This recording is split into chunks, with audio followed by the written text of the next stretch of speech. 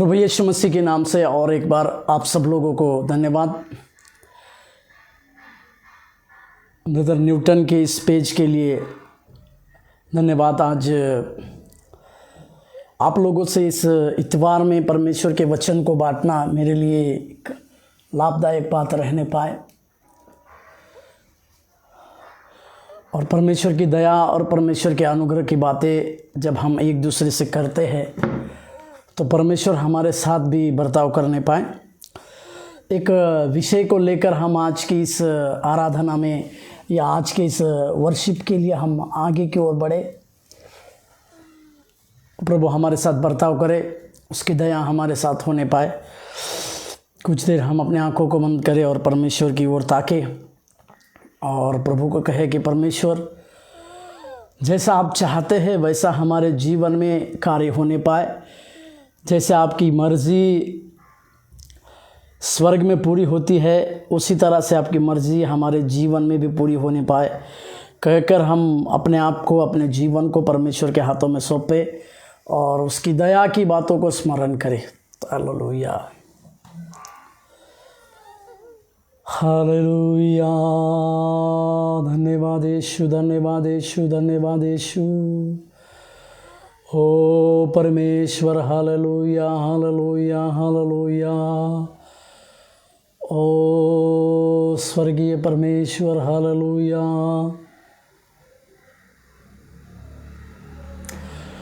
बिनती से विचारों से बढ़कर करता है, बिनती से विचारों से बढ़कर करता है। आनंद मनाओ, आनंद मनाओ, सब दुख भूल कर आनंद मनाओ, आनंद मनाओ, आनंद मनाओ, सब दुख भूल कर आनंद मनाओ। हालेलुया। धन्यवाद यीशु, धन्यवाद यीशु, धन्यवाद हो प्रभु, धन्यवाद हो प्रभु, धन्यवाद देते हैं परमेश्वर। हालेलुया।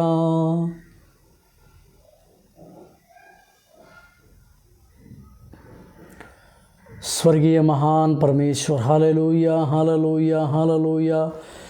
धन्यवाद हो, धन्यवाद हो, धन्यवाद हो, धन्यवाद हो, धन्यवाद हो, धन्यवाद हो, धन्यवाद हो प्रभु। तेरे नाम की महिमा करते हैं परमेश्वर, तेरे नाम की प्रशंसा करते हैं परमेश्वर। Hallelujah, hallelujah, hallelujah, hallelujah.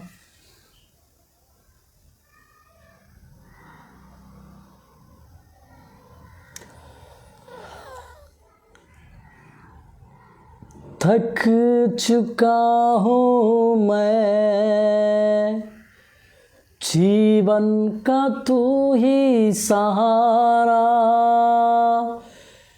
जीवन के नैया में तू ही मसीहा, जाऊँ तो जाऊँ कहाँ, जाऊँ तो जाऊँ कहाँ।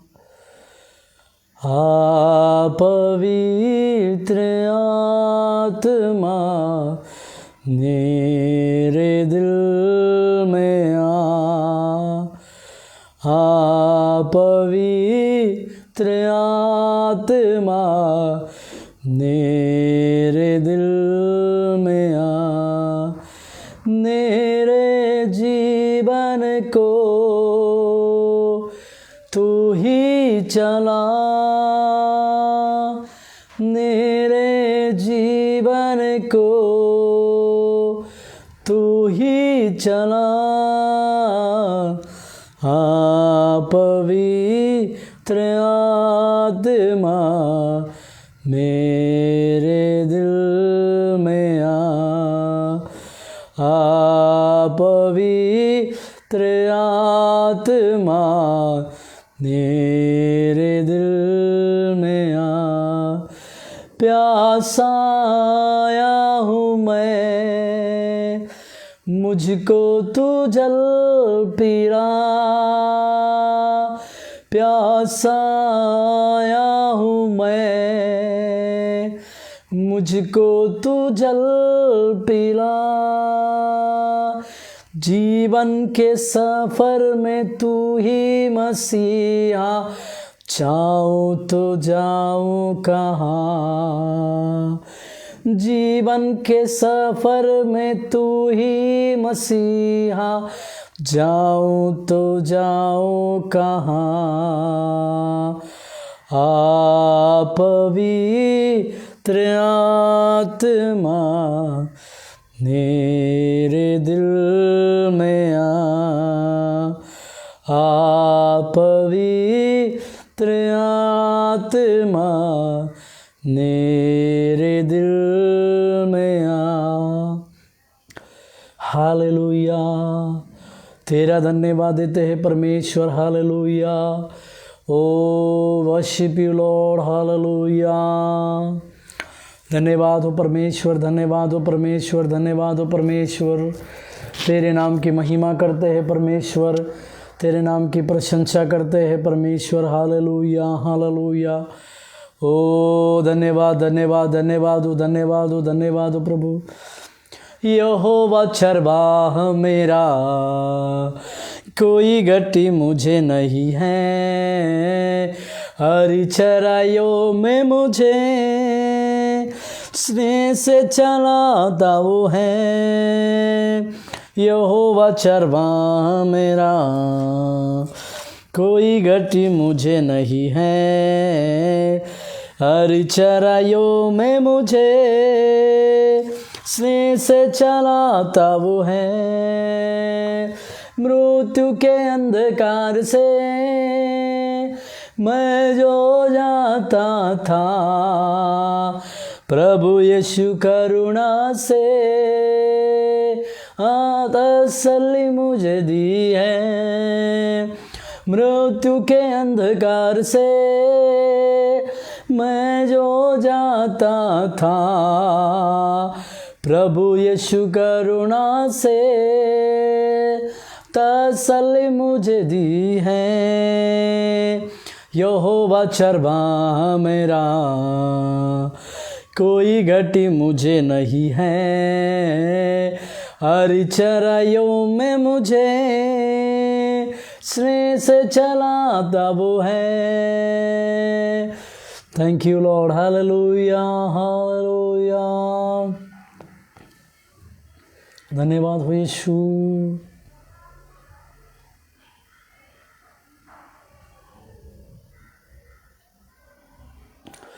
धन्यवाद हो राजा, धन्यवाद हो राजा, धन्यवाद हो राजा।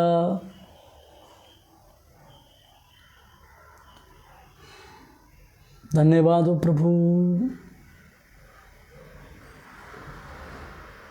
तू अच्छा है मेरे प्रभु, तू अच्छा है मेरे यीशु।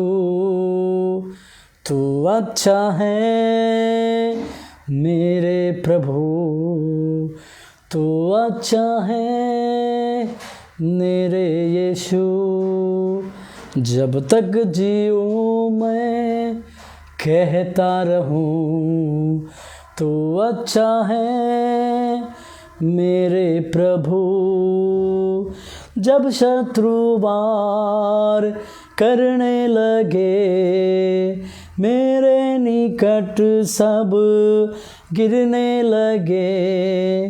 जब शत्रु वार करने लगे, मेरे निकट सब गिरने लगे।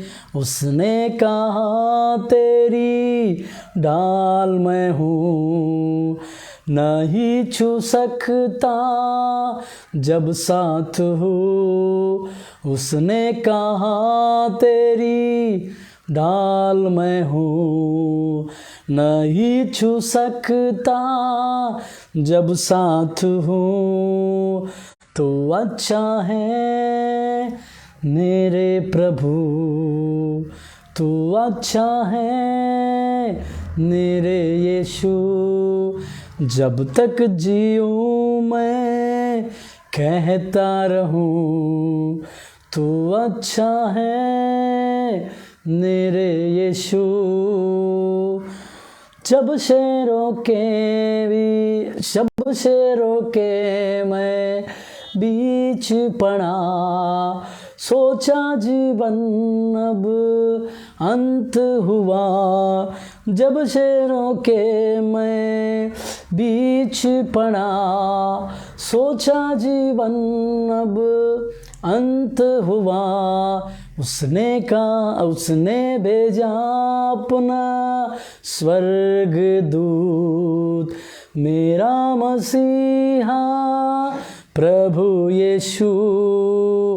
उसने भेजा अपना स्वर्गदूत, मेरा मसीहा प्रभु यीशु। तू अच्छा है मेरे प्रभु, तू अच्छा है मेरे यीशु। जब तक जीऊँ मैं कहता रहूं तू अच्छा है मेरे यीशु। तू अच्छा है मेरे प्रभु, तू अच्छा है मेरे यीशु। कितना भी हम इस बात को कहें कि परमेश्वर अच्छा है, परमेश्वर भला है, परमेश्वर हमारे लिए सिद्धता की ओर हमें ले चलने वाला है, तो हम हमारे जीवन में जिस परमेश्वर को चाहे हैं या जिस परमेश्वर को हम प्रेम करते हैं, वो सचमुच में हमारे जीवन में भलाई को लाता है। कि रोमियो का पत्री उसके 8वें अध्याय के 26वें वाक्य में इस प्रकार से लिखा हुआ है, सारी बातें मिलकर भलाई को उत्पन्न करती है।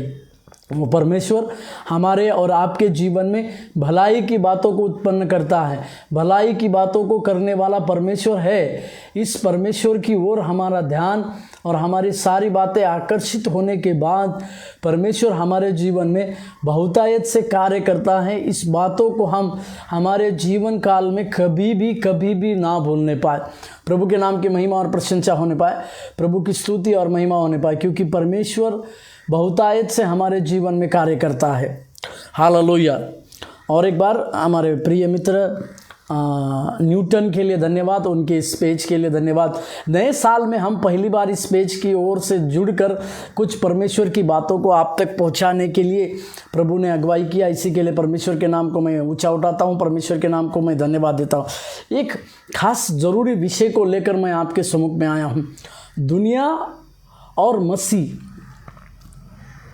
जब हम दुनिया में जीते हैं तो दुनिया में जीते समय जब हम मसीह को परिधान करते हैं या मसीह को पहन लेते हैं तो कुछ संकटों का सामना करना पड़ता है।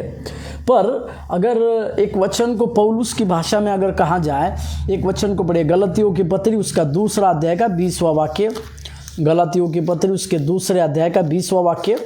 वहाँ पर पौलुस एक बहुत बड़ी बात को अपने विषय में कहते हैं।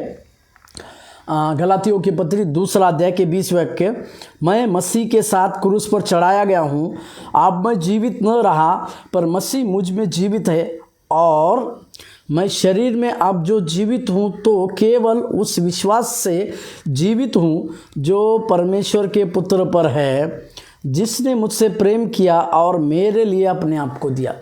यहाँ पर 2 बातों की ओर पौलुस हमारा ध्यान आकर्षित करता है।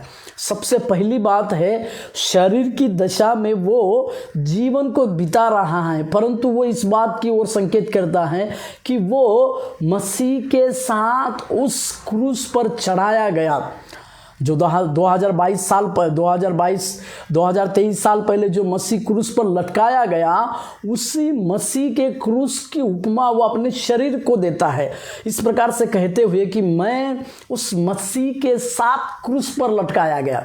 मतलब हमारे व्यक्तिगत जीवन में हम क्या चीज़ें क्रूस पर लटकाने की आवश्यकता है, तो मैं कहूँगा हमारा स्वयं का अहम, या हमारा घमंड का बात, हमारी अभिलाषाएं, हमारी ज़रूरतें और हमारी कई एक प्रकार की बातें या हमारे कई एक प्रकार के उलझने वाली बातें, इनको आपको और मुझको उस क्रूस पर लटकाना है, ताकि एक मसीह के आज्ञाकारी सैनिक के अनुसार हम मसीह के लिए एक प्रतिफल लाने वाले बनने पाए। और एक वचन इसी पौलुस की बातों में वो कहते हैं, रोमियो का पत्री, मेरे साथ खोलिएगा, रोमियो का पत्री उसके 7वें अध्याय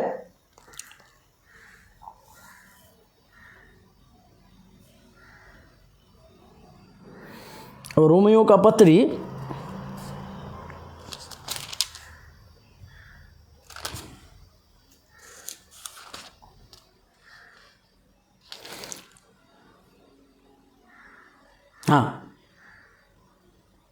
रोमियो का पत्री उसके 7वें अध्याय के 16वें वाक्य में भी पौलुस इस प्रकार से कहते हैं, मैं पढ़ूंगा, रोमियो 7:16, यदि जो मैं नहीं चाहता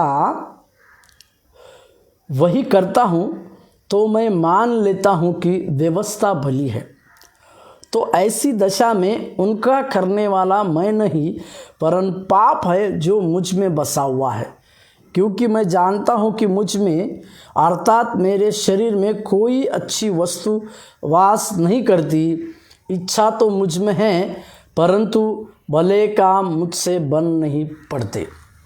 यहाँ पर पौलुस और एक महत्वपूर्ण बात को कहते हैं कि वो ये बात है कि जो चीज़ मुझे करना चाहिए वो मैं नहीं करता हूँ, परंतु जो चीज़ नहीं करना चाहिए उसी को करता हूँ।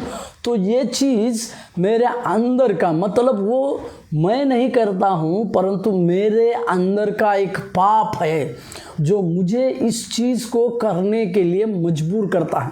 एक बहुत बड़ा स्कॉलर, कई एक भाषाओं का ज्ञान प्राप्त कर रहने वाला एक व्यक्ति अपने जीवन को इस प्रकार से साधारण बात को जानकर या इस प्रकार से साधारण समझकर हमारे लिए और आपके लिए एक आदर्श यानी एक नमूना देकर गया है, जिसे हमें समझने की आवश्यकता है।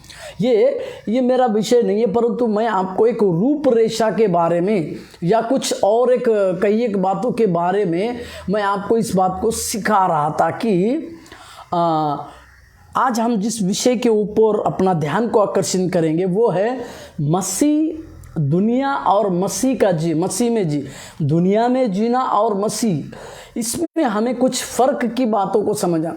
ज़रूर आप और हम इस दुनिया में तो जी रहे, परंतु इस दुनिया में जीते समय हमें हर एक जगह पर परमेश्वर को ही प्रथम स्थान देने की आवश्यकता है। हमें हर एक जगह पर, हमारे व्यक्तिगत हो या हमारी कुछ भी जगह हो, उस जगह पर केवल और केवल परमेश्वर को ही ऊंचा उठाने की आवश्यकता है। इस बात को आप और हम बेहतरीन रीति से समझने पाए और जानने पाए। इसी के लिए आज के विषय में हम देखेंगे दुनिया और मसीह, दुनिया से अलग होना और मसीह के साथ जीना, या दुनिया और मसीह, इसके बारे में हम देखते हैं।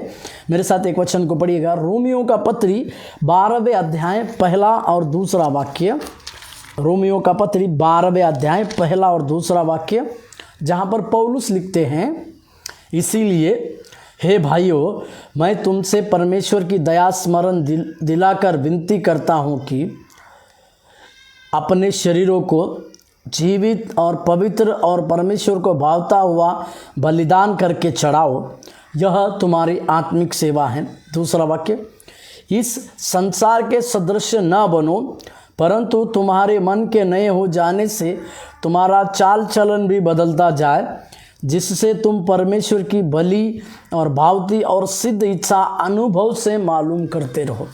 हालेलुया। हर एक व्यक्ति को यदि परमेश्वर की भली भावती इच्छा को अगर हमारे जीवन में जानना है तो उसे सबसे पहले एक बात को करने की आवश्यकता है। वो बात ये है, संसार के सदृश ना बनना। मतलब जैसे संसार की चाली रीति, जैसे संसार के रीति रिवाज चलते हैं या संसार की बातें जैसे चलती है, उस संसारिक रूप में अगर हम अपने आप को चलाने की कोशिश करेंगे तो हम कभी भी परमेश्वर की सिद्ध, भली और भावती इच्छा को, उसका अनुभव हमारे जीवन में नहीं कर पाएंगे। इसी के लिए मेरे प्रियो, हमें कितना महत्वपूर्ण बात है कि हम लोग परमेश्वर की इच्छा को जाने, परमेश्वर की इच्छा को समझे। हालेलुया। इसी के लिए मत्ती के 6वें अध्याय में जब यीशु मसीह अपने चेलों को प्रार्थना सिखाते हैं तो उसमें एक शब्द आया गया है, जैसे तेरी इच्छा स्वर्ग में पूरी होती है उसी तरह से तेरी इच्छा इस धरती पर भी पूरी हो करके। प्रभु के नाम की महिमा और प्रशंसा हमारे साथ होने पाए। इसके लिए यदि हम हमारे जीवन में, यदि आप और मैं हमारे व्यक्तिगत जीवन में परमेश्वर की इच्छा को पूरी करने के लिए चाहते हैं तो सबसे पहली चीज़ इस संसार के सदृश न बनना है। और इसी विषय को हम आज देखेंगे। संसार को इंग्लिश में वर्ल्ड लिखा है या दूसरी भाषा में दुनिया। हमें इस बात को समझना चाहिए कि ये जगत जो है परमेश्वर को नहीं जानता है। उन्होंने उस परमेश्वर को अस्वीकार किया। वो उनके बीच में आए हुए परमेश्वर को उन्होंने अपना मसीह यानी उद्धारकर्ता के रूप में उन्होंने ग्रहण नहीं किया। वो उसको आखिरी तक उस बढ़ई का पुत्र यानी यूसुफ का बेटा कहते रहे, परंतु उन्होंने अपने हाथों से उस उद्धारकर्ता के रूप में आए हुए यीशु मसीह को अस्वीकृत किया या उसको धिक्कारा। इस बात को आप और हम अच्छे से समझते। मतलब दुनिया के लोग या इस जगत के लोग परमेश्वर को नहीं जानते हैं। एक वचन को मेरे साथ पढ़िएगा, यूहन्ना का पत्री 1:10 में, यूहन्ना 1 अध्याय का 10वां वाक्य, यूहन्ना रचित सुसमाचार उसके पहले अध्याय के 10वें वाक्य, यूहन्ना रचित सुसमाचार उसके पहला अध्याय उसके 10वें वाक्य में, वह जगत में था और जगत उसके द्वारा उत्पन्न हुआ और जगत ने उसे नहीं पहचाना। हालेलुया। हम जानते हैं कि परमेश्वर ने अपने शब्द के द्वारा इस ब्रह्मांड की या सृष्टि की रचना की और आदि से परमेश्वर अपने शब्द के द्वारा इस सृष्टि की रचना करने के बाद परमेश्वर आदि से था। आदि से परमेश्वर का अस्तित्व या परमेश्वर उस जगह पे थे और परमेश्वर ने अपने लोगों से प्रेम करने के चलते अपना एकलौता पुत्र प्रभु यीशु मसीह को इस धरती पर भेजा ताकि लोगों का उद्धार हो, लोग अपने पापों से छुड़ाए जाए, लोगों के अंदर परमेश्वर के कार्य हो। इस प्रकार की बातें होने के बावजूद भी लोगों के पास आए हुए उस सेवकाई के 3.5 साल को मैं ले रहा हूँ, क्योंकि यीशु मसीह ने 30वीं साल के बाद अपनी सेवकाई को शुरू किया। इस 3.5 साल प्रभु यीशु मसीह लोगों के बीच में रहे। प्रभु यीशु मसीह लोगों के बीच में सेवकाई किए, लोगों के बीच में आश्चर्य कर्म किए, परंतु लोगों ने उनको पहचाना नहीं, लोगों ने उनको जाना नहीं, या मैं इस प्रकार से कहूँ, लोगों ने उनकी बातों को नहीं समझा। इसीलिए यूहन्ना लिखता है, वो जगत में आया परंतु उसके लोगों ने, जगत के लोगों ने ही उसको नहीं पहचाना, या जगत के लोगों ने उस परमेश्वर को नहीं जानता। इसका मतलब ये दुनिया जो है ये यीशु मसीह को नहीं पहचानती। इसका कारण क्या है? इस जगत में लोग अंधियारे को पसंद करते हैं। क्यों इन लोगों ने जगत में आए हुए यीशु मसीह को नहीं पहचाना? तो उसका कारण ये है कि ये लोग जगत के अंधियारे से प्रेम करते हैं, क्योंकि हम जानते हैं अंधियारा और उजियाला अलग अलग बात है। यीशु मसीह ने कहा मैं जगत की ज्योति हूँ, जो मेरे साथ चलेगा वो ज्योति में चलेगा बोलकर लिखा हुआ है। और अंधियारा जो है वो ज्योति के साथ नहीं चल सकता है। या मैं इस प्रकार से कहूँ, अंधियारे को मिटाने के लिए ये ज्योति को आना अवश्य था, और ज्योति आने से अंधियारा चला गया। परंतु लोग उस अंधियारे को ही, उस उजियाले को स्वीकारने की बजाय उस अंधियारे को ही स्वीकार कर उस अंधियारे में चले गए। क्योंकि लोगों ने, अंधियारा मतलब क्या है? बुराई। अंधियारा मतलब क्या? झूठ।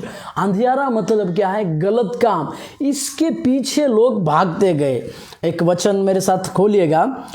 और मैं इस प्रकार, आज जगत के लोग इस अंधियारे को ही पसंद करते हैं, इसी के लिए उन्होंने यीशु मसीह को इनकार किया। मेरे साथ एक वचन पढ़िएगा, यूहन्ना का 3:19, यूहन्ना रचित सुसमाचार 3 अध्याय के 19वें वाक्य। यूहन्ना 3 अध्याय के 19वें वाक्य। यूहन्ना 3 अध्याय के 19वें वाक्य। और दंड की आज्ञा का कारण यह है कि ज्योति जगत में आई है, और मनुष्य ने अंधियारे को ज्योति से अधिक प्रिय जाना, क्योंकि उनके काम बुरे थे। Hallelujah, hallelujah.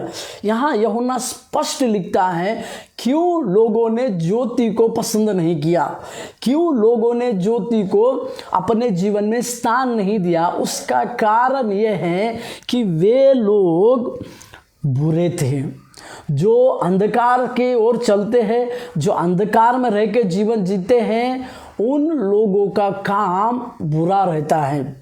और गलतियों के पत्री में शरीर के अंदर से जो काम होते हैं उसके बारे में, जो बुरे कामों के बारे में मरकुस में भी यीशु मसीह ने कहा, जो, और गलतियों के पत्री में शरीर के द्वारा प्रकट होने, मतलब गलतियों की 5वें अध्याय में पौलुस ने भी इस बातों को प्रकट किया। मेरा कहने का मतलब क्या है?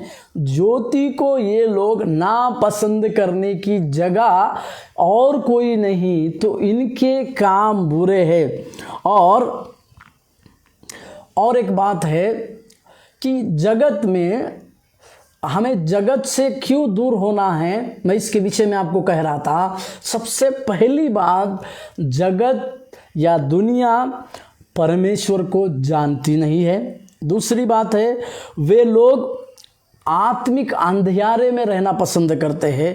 और तीसरा और एक बात है, मसीह और उसको मानने वाले से नफरत करते हैं। तीसरी बात है, जगत में क्या चीज़ पाई जाती है? मैं कह रहा हूँ कि जगत में क्या चीज़ पाई जाती है। जैसे हम रोमियो का 12:2 का वचन को अध्ययन कर रहे हैं कि यदि परमेश्वर की सिद्ध भावती और योजना को हमारे जीवन में प्राप्त करना है, तो हमें सबसे पहले इस संसार के सदृश नहीं बनना है। इस संसार में क्या क्या पाया जाता है? तो सबसे पहले लोग परमेश्वर को नहीं जानने वाले, परमेश्वर को नहीं जानने वाले लोग पाए जाते हैं। आत्मिक अंधियारे में चलने वाले लोग पाए जाते हैं। और मसीह और उसके मानने वालों से नफरत करने वाले लोग भी पाए जाते हैं।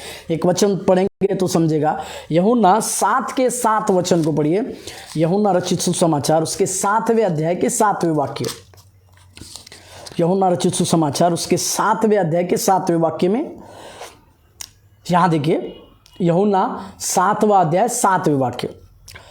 संसार तुमसे बैर नहीं कर सकता, परंतु वह मुझसे बैर करता है, क्योंकि मैं उसके विरोध में यह गवाही देता हूँ कि उसके काम बुरे हैं। प्रभु के पवित्र नाम की महिमा और प्रशंसा होने पर यहाँ हम इस वचन को पढ़ रहे हैं कि जैसे मैंने कहा, इस जगत में मसीह और उसके मानने वालों को नफरत किया जाता है। इसी के लिए यीशु मसीह ने अपने पहाड़ी उपदेश में मत्ती रचित सुसमाचार उसके 5वें अध्याय में शुरुआत में ही इस बातों को कहकर हमें बताया। मत्ती के 5वें अध्याय के 10वें वाक्य, मत्ती रचित सुसमाचार 5वें अध्याय के 11वें वाक्य में, शुरुआत के पहाड़ी उपदेश में ही प्रभु यीशु मसीह ने हमें इस बात को सिखाया और समझाया। वो बात क्या थी? धन्य हो तुम जब मनुष्य मेरे कारण तुम्हारी निंदा करे और सताए और झूठ बोल बोल कर तुम्हारे विरोध में सब प्रकार की बुरी बातें कहे। तब आनंदित और मगन होना, क्योंकि तुम्हारे लिए स्वर्ग में बड़ा फल है। हालेलुया। इस जगत में जो हम मसीह और उसके मानने वालों को नफरत करने वाले लोग भी पाए जाते हैं, और इसी की बातों को पूर्ति यूहन्ना करता है, क्योंकि स्वयं यीशु मसीह इस बात को कहते हैं। वो इस बात की पूर्ति करते हैं। वो बात क्या थी कि यीशु मसीह उनके बात का विरोध करते हैं। उनका विरोध करने वाला और कोई, या अंधकार का विरोध करने वाला दूसरा अगर कोई है तो केवल और केवल यीशु मसीह ही है, जो लोगों का विरोध करने वाला। और एक वचन को पढ़ेंगे, रोमियो का पत्री उसके 15वें अध्याय के 19वें वाक्य। रोमियो का पत्री उसके 15वें अध्याय के 19वें वाक्य। रोमियो 15 और 19।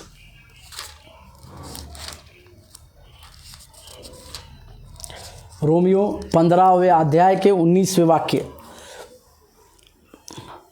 15-19 में इस प्रकार से आया है, यदि तुम संसार के होते तो संसार अपनों से प्रेम रखता, परंतु इस कारण कि तुम संसार के नहीं, वरन मैंने तुम्हें संसार में से चुन लिया है, इसीलिए संसार तुमसे बैर रखता है। हालेलुया। क्यों हमें संसार बैर रखता है? क्यों हमारे साथ संसार के लोग बैर रखते हैं? इसका कारण प्रभु यीशु मसीह ने सरलता से लिखा कि जो हम लोग, जो परमेश्वर को मानने वाले, प्रभु यीशु मसीह के पद चिन्हों पर चलने वाले, हम जब संसार में यीशु मसीह थे तो इस संसार ने यीशु मसीह का बैर किया, यीशु मसीह को भला बुरा कहा। उसी संसार में जब हम जीते हैं तो अवश्य ही ये संसार के लोग हमसे भी बैर करेंगे, क्योंकि हम संसार से कई एक अधिक रूप में प्रभु यीशु मसीह को मानते हैं। इसी के लिए संसार हमसे बैर करता है, और इस संसार ने शुरुआत में इसी यीशु मसीह का भी विरोध किया था। इस बात को हम समझने पाए, इस बात को हम अच्छे से जानने पाए, जिसके बारे में हम कभी भी, हमारे मनों में कभी दुविधा या शंका ना हो।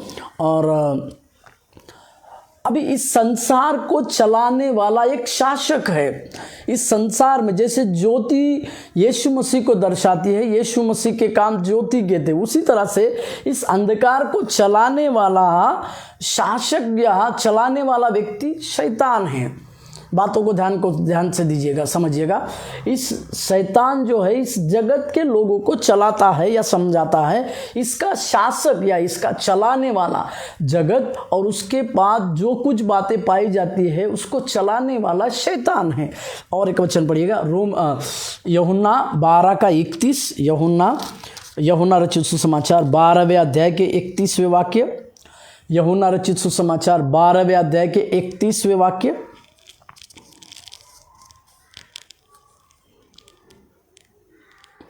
12:31। अब इस संसार का न्याय होता है, अब इस संसार का सरदार निकाल दिया जाएगा। Hallelujah, hallelujah. प्रभु के नाम की महिमा और प्रशंसा हो।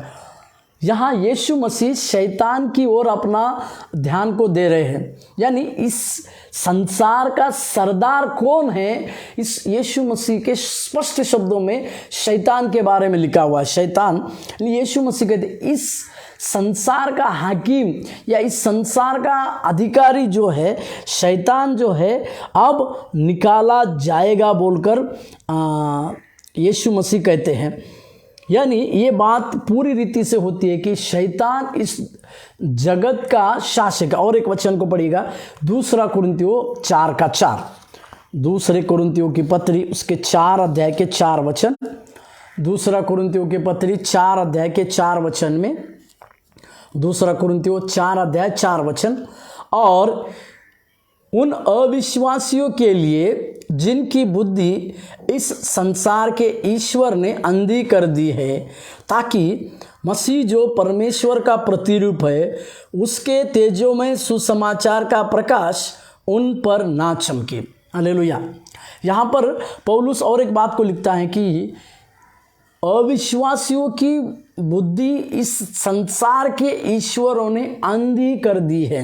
मतलब इस ईश्वरों ने इस बुद्धि लोगों को सच्चे परमेश्वर को ना समझने के लिए उनको एक आत्मिक अंधापन को दिया है, और ये आत्मिक अंधापन भी इसी संसार में पाया जाता है, जैसे मैं शुरुआत में कह रहा था।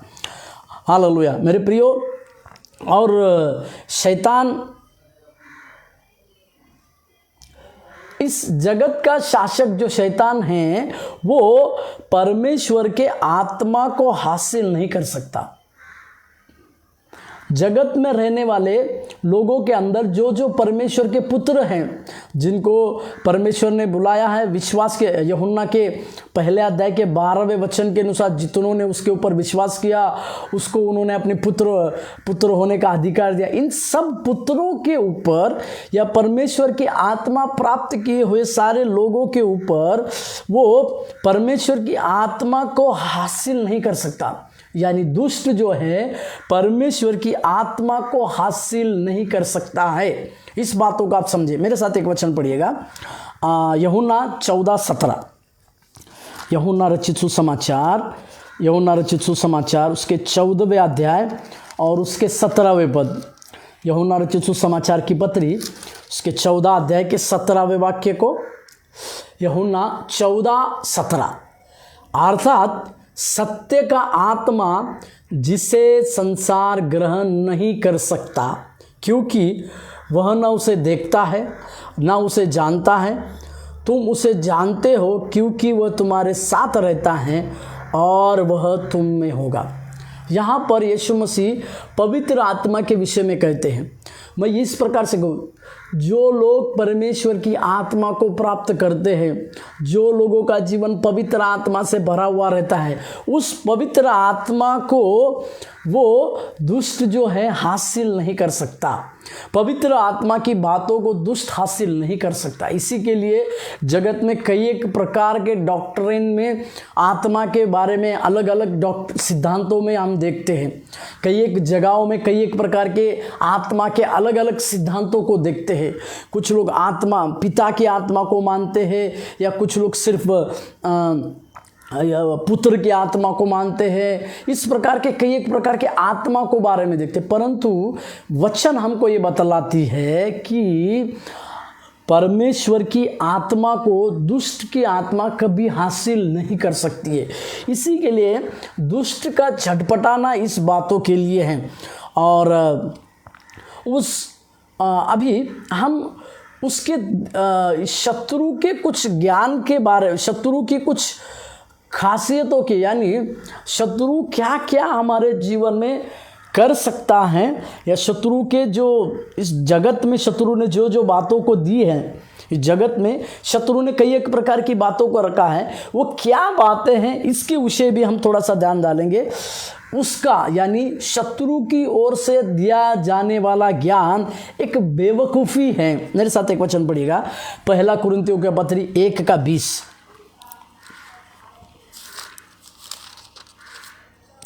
पहला कुरिन्थियों का पत्री 1 अध्याय के 20वें वाक्य में पौलुस कहते, कहाँ रहा ज्ञानवान, कहाँ रहा शास्त्री, कहाँ रहा इस संसार का विवादी। शब्दों को ध्यान दीजिए, संसार का विवादी बोल के लिखा है। क्या परमेश्वर ने संसार के ज्ञान को मूर्खता नहीं ठहराया? हालेलुया। जो ज्ञानवान की बड़ी बड़ी बातों को करते हैं, ये ज्ञान की बातें शत्रु ने लोगों को दिया है।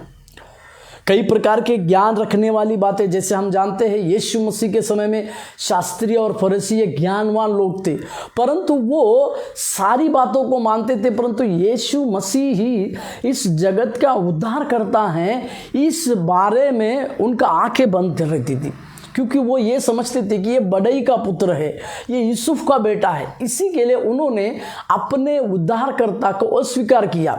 क्योंकि यहोशू का किताब में इस प्रकार से भी हम पढ़ते हैं कि ज़्यादा ज्ञान रहने से या मेरे ज्ञान ना रहने से मेरी प्रजा नष्ट हो रही है बोलकर लिखा है।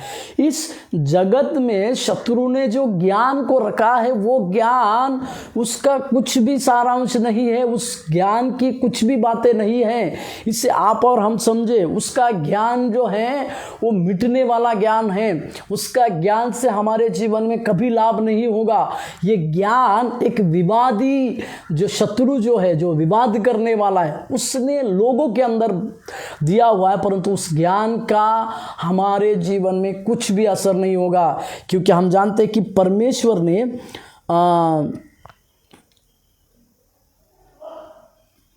क्योंकि हम इस बात को, ज्ञानवानों को लज्जित करने के लिए परमेश्वर ने जगत के मूर्खों को चुना बोलकर लिखते। मतलब उन ज्ञान, वो जो ज्ञान शत्रु ने इस दुनिया में भर भर के रखा है, उस ज्ञान के आगे हम जो मूर्ख है परमेश्वर के लिए वो सबसे श्रेष्ठ है। इसी के लिए इस दुनिया में जो ज्ञान शत्रु की ओर से है वो ज्ञान एक बेवकूफ़ी है, ये ज्ञान का कोई असर नहीं है। और एक वचन पढ़िएगा, उसी का 3 अध्याय का 19 वाक्य, पहला कुरिन्थियों के पत्री उसके 3 अध्याय 19वें वाक्य, 3 अध्याय के 19वें वाक्य को देखिए। क्योंकि इस संसार का ज्ञान परमेश्वर के निकट मूर्खता है, जैसा लिखा है, वह ज्ञानियों को उनकी चतुराई में फंसा देता है। परमेश्वर का ज्ञान, इस संसार का ज्ञान परमेश्वर के निकट मूर्खता है। मतलब इस संसार में जो ज्ञान की बातें पाई जा रही है या ज्ञान दिया जा रहा है वो परमेश्वर के सम्मुख एक मूर्खता की बातें हैं, एक मूर्ख बातें हैं। इसे आप और हम समझने पाए, इसे आप और हम जानने पाए, इसे आप और हम और रीति से समझकर जानने पाए। प्रभु के नाम की महिमा और प्रशंसा हमारे साथ होने पाए। मतलब इस जगत में शत्रु के द्वारा दिया जाने वाला ज्ञान एक मूर्खता का ज्ञान है।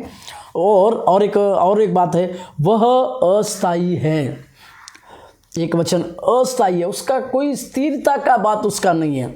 पहला कुरिन्थियों 7 का 31 पढ़ेंगे, पहला कुरिन्थियों 7 अध्याय के 31, पहला कुरिन्थियों के पत्र 7वें अध्याय के 31वें वाक्य, और इस संसार के साथ व्यवहार करने वाले ऐसे हो कि संसार ही के ना हो ले, क्योंकि इस संसार की रीति और व्यवहार बदलते जाते हैं।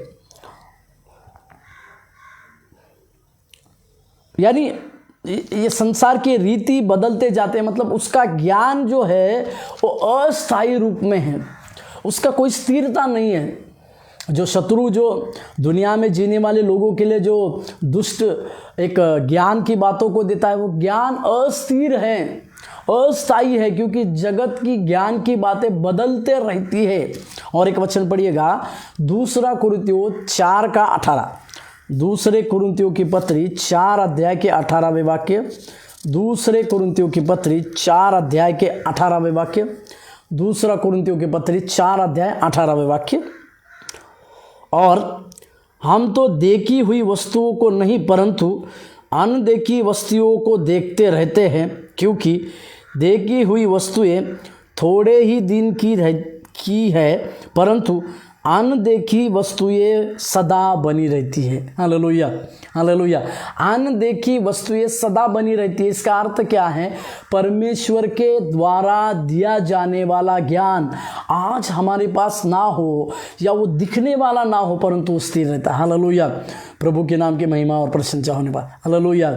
इसी के लिए हम हमारे जीवन में इस प्रकार से समझने पाए और इस प्रकार को जानने पाए कि वो परमेश्वर के द्वारा जो हमें ज्ञान दिया जा रहा है वो इस दुनिया से सबसे श्रेष्ठ ज्ञान है, क्योंकि परमेश्वर ने वचन को दिया, वायदा को दिया कि मैं ज्ञानवानों को लज्जित करूंगा। इसी के लिए थैंक यू लॉर्ड, हालेलुया। और कुछ बातों को हम देखते हैं कि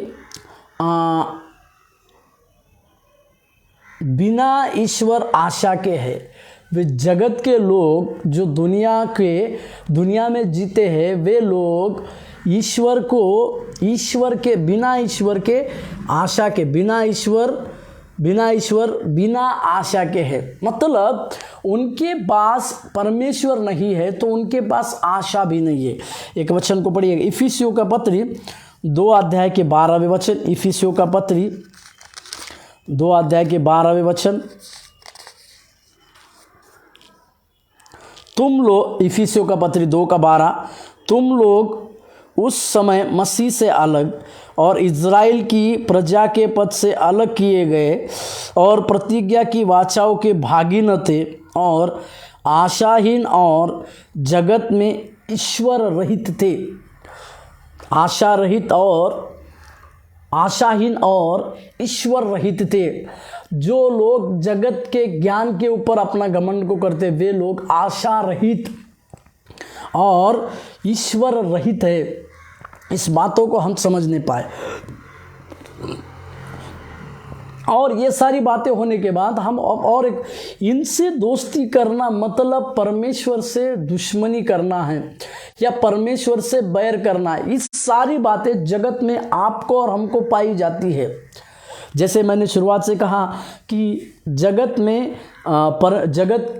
ने परमेश्वर को पहचाना नहीं, फिर वे लोग अंधकार आत्मिक अंधेरे को पसंद करते हैं, मसीह और उसको मानने वाले से नफरत करते हैं, और उनका शासक, उनको चलाने वाला शत्रु है, यानी शैतान है, और वो परमेश्वर की आत्मा को हासिल नहीं कर सका है, और उसका ज्ञान एक बेवकूफ़ी की तरह है, वो अस्थायी रह चुका है, और वे बिना ईश्वर और बिना ज्ञान के हैं।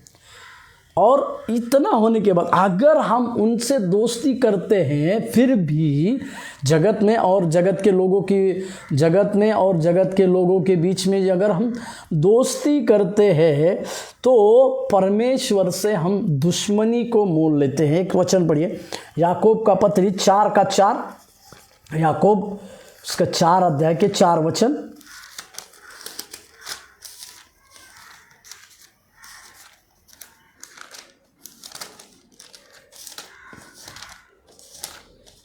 याकूब का पत्री 4 अध्याय के 4 वचन। हे व्यभिचारिणियों, क्या तुम नहीं जानते